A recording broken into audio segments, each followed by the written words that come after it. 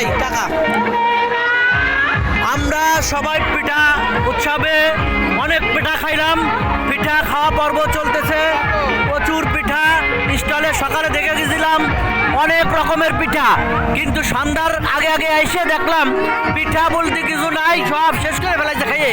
এই যে এরকম লোক যদি পিঠা খায় একদম মানে এই যে বুড়ি বদন দুটা ভাই, এই দেখো পিঠা খাওয়ার আরে স্টাইল, আরে বাবা কষা দিচ্ছে কি রাকিব, পিঠা খাচ্ছে দেখো রাকিব, বিরাট কষা দিয়ে দিচ্ছে পিঠা।